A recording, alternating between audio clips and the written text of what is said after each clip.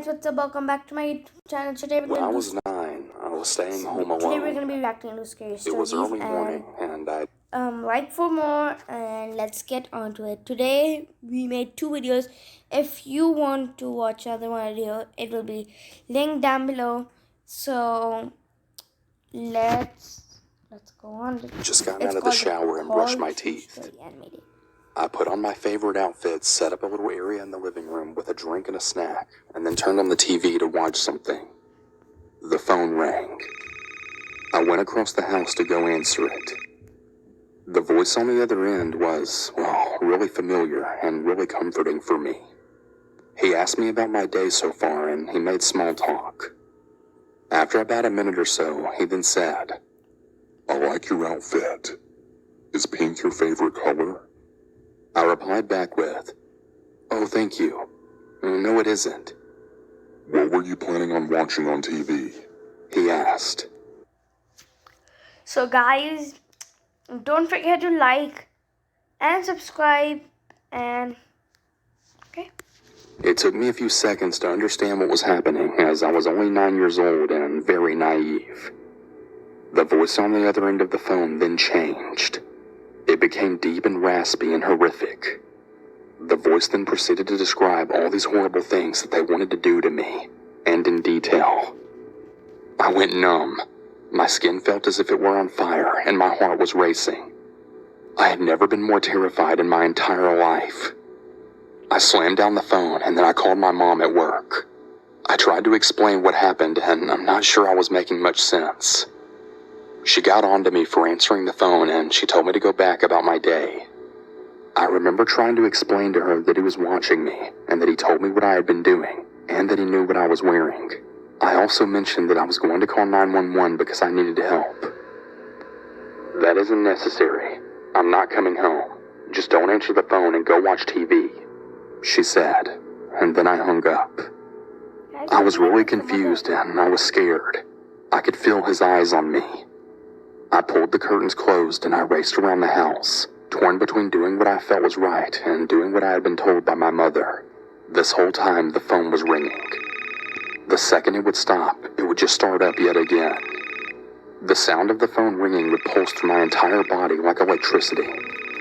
It was practically paralyzing me. It was like I was frozen but also on fire at the same time.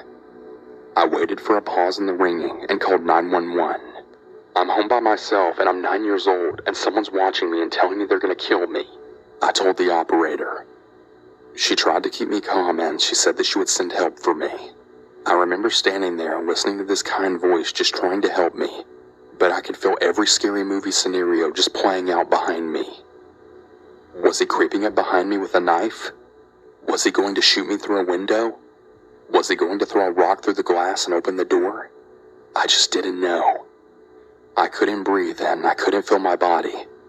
In a moment of panic, I set off the alarm to the house and ran outside. I remember this sense of relief, but also this overwhelming feeling of having a separation in my reality. The house felt small and dark and really dangerous and cold. Outside felt open, as well as safe and warm. I could hear lawnmowers and the sounds of birds chirping. It was a beautiful break from that bone-chilling feeling of the phone. It was like I was watching a movie and I could see myself experience both of these environments at the same time. A neighbor was pushing his child in a swing. He was concerned. He let me stand next to him and he protected me. I could hear the sirens now, the blaring sound getting louder as they grew closer.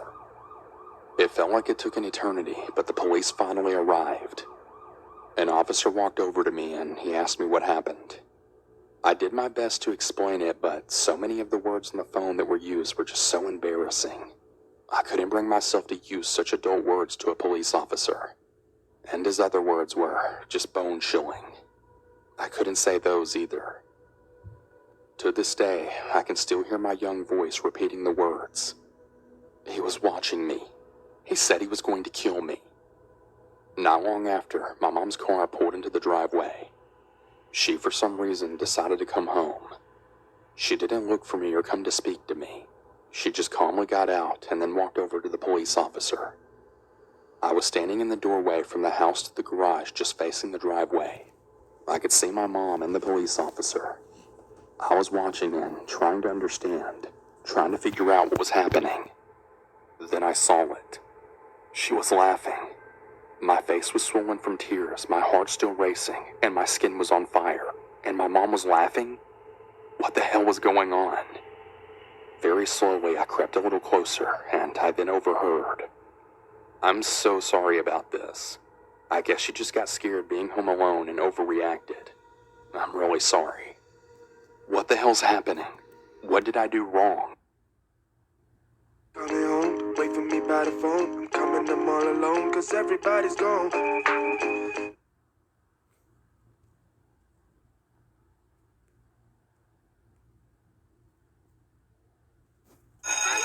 All right, you little slugs, line it up.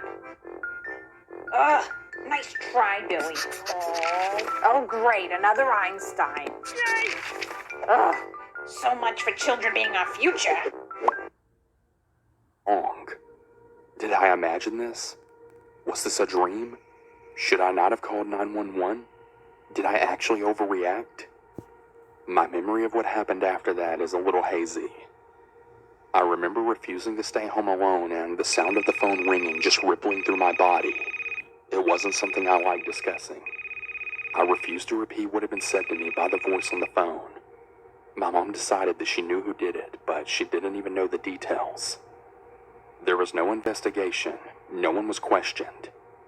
She told me it was a boy who was the same age as me who lived across the street. I knew that was impossible, but no matter how much I protested it, I was always told that it was him. Many years later, after I was an adult with my own children, we were at Christmas.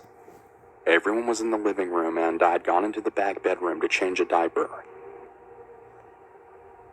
As I was walking out of the room and back into the living room, I could hear my mom laughing, her voice as if she had been telling a joke. The faces of everyone else in the room told a different story. Discomfort, anguish, shock, fear, yet she was still laughing. It felt as if I was walking in slow motion. One of my older children had actually stopped me from entering the living room and sort of pushed me back into the room that I had just come out of. She just told the story of you being home alone and the man threatening to kill you. She told it like it was a joke or something, like some funny story from your childhood. My child told me. To this day, I never learned who it was that called me. I deal with my fear of ringing phones and phone conversations on a daily basis. It's awful.